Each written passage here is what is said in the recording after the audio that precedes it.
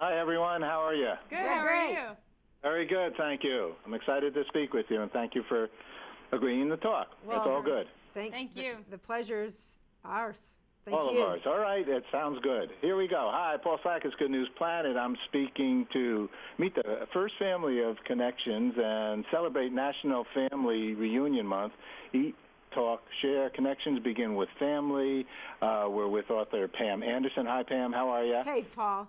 And you've written an acclaimed cookbook, and you're here with your daughters, Maggie Keat. Hi, Maggie. Hi there. And Sharon D'Amelio. Hi, Sharon. How are you? Good.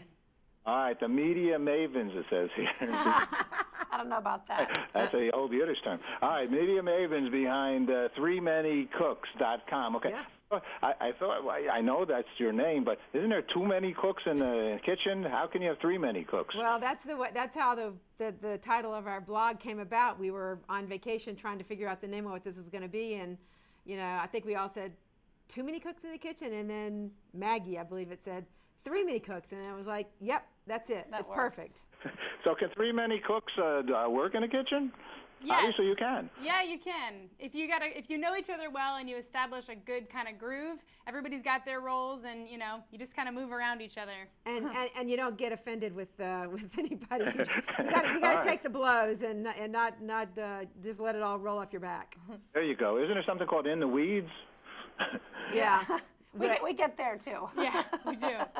But you've now the joy that you have, Pam. I'll start with you. Is that it says her daughters? So it's a real family operation, right? That's right. Yes, I mean I'm a cookbook author. I've written 8 books over the last 16 or 17, 18 years, and I'm so proud of this book. The three of us wrote it together. It was originally designed to be a cookbook. That's what we proposed. But when our editor read our stories and the stories behind the recipes, she wanted to switch it around and wanted us to tell our story. So you get a great book that you can take and read in bed, and then you can get up the next morning and inspired and take it to the kitchen and cook from it too. And the name of the book is? Three Many Cooks. What do you think of that? All right. But it's not .com, is it? No. No. Yeah. But you have a great website talking about .com. Maggie and Sharon, tell us about your website, because it seems like you also have, and your website, I imagine, mirrors your Facebook and your Twitter and your Pinterest and Instagram and so on and so forth, right? And YouTube too, right? That's true. We have a food blog where we share the recipes that we come up with in the kitchen, and really what we post there are the recipes that we can't not share, the recipes that we've had fun perfecting, and and the stories, and again, just like our book, the stories behind those recipes and how they came to be. So that this is our way of putting it out into the world, so that it doesn't just stay with us, that we can share it with our friends, our family, and even people we don't know, which is really cool. Yeah. Well, give us an example, simple recipes that bring families together. So we're really very family-oriented. We're involved with a big peace event in September that we'll talk about later, and it's all about the future generations and children and so on. And so it's summertime. What would be a nice recipe if you were going to invite your family gathering, make a family gathering happen? What would be some good thoughts? Well, actually, I think Sharon's probably got the best recipe to bring, for that.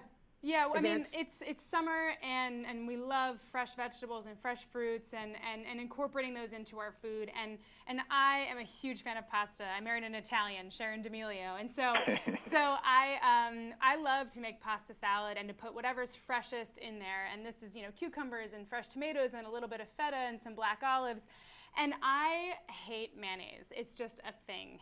And so one of the ways that I have come up with to get rid of mayonnaise and to add more nutrition for kids and for older folks is to take hummus, just store-bought hummus, and thin it out with a little bit of water until it's pourable. And you just drizzle it over your pasta salad or your potato salad or whatever, and you toss it. And it's super easy. It's really creamy. If you get one that has a little bit of spice in it, a spicy one or a lemony one, it adds another sort of punch of flavor, packs a little bit of protein with those chickpeas, and it's so easy. It comes together quickly, and it's beautiful. Yeah. Oh, I like that. when I was growing up, my father, and this was very unusual, he used to take garbanzo beans, which I guess are chickpeas. Yeah. And he would take this the potato masher thing, that Yeah. beautiful. Yes. He was mush them in, but he was a mayonnaise guy. We were we were mayonnaise. Helmut's Bay. I can't. He made every. So he would mush them, and that would be our dish, and it was very unusual. And he would do the same thing with avocado. Yeah. He'd mush it and he'd put mayonnaise in it, and that was like an appetizer. When you say pasta is a very economical dish as well, right? Yeah. It's really, really cheap. And then, when you buy vegetables that are in season, there's lots of them. There's a bumper crop, that's cheaper too. So, buying things that are in season and then tossing it with some cheap pasta and a little bit of hummus, you don't have a ton of ingredients. I also think if you've got a large crowd coming to your event, Maggie's got the perfect solution for you. Hey, go Maggie. Well, when our whole family gathers, which we will next weekend in the Smoky Mountains of Tennessee for our family reunion, we will have upwards of 80 people gathering. What's the address on that? Yeah. I'm no fool. I'm from New York.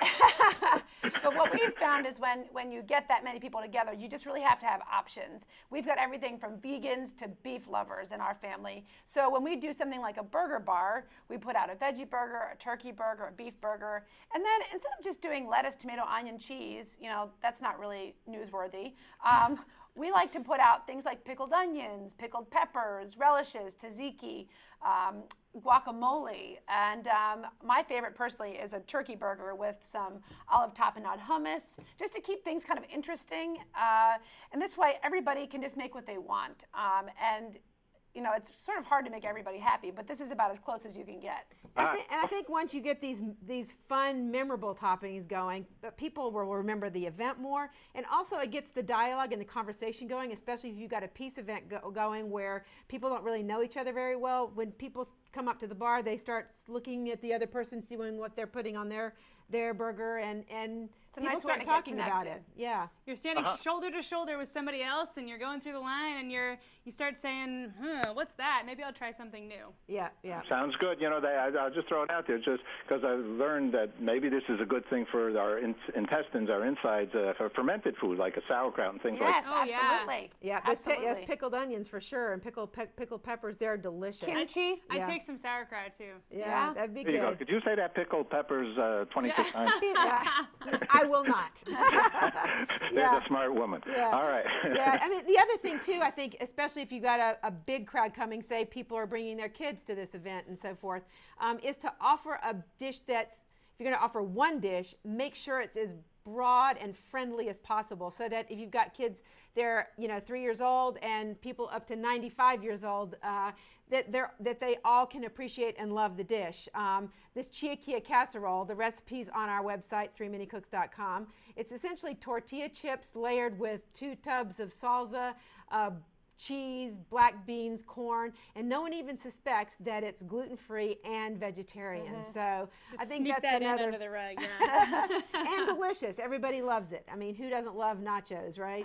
Now, you have on here, and it's a beautiful website as well, like a peanut butter and jam bar. That's got Oh, I'm so yeah. glad you brought what's that the up. deal there? They're actually on the site. They came. We posted those just yesterday.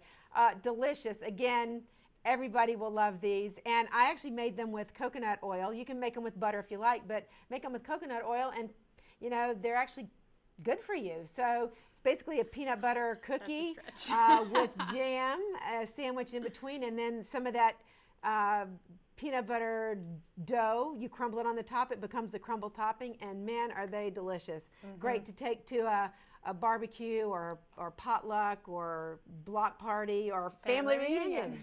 Let me ask you a mac and cheese question for the fun of it. Oh, Yes, that's yes. Sharon. That's a good. me. Oh yeah. All right, go. How do you make it? How do I make Yeah. it?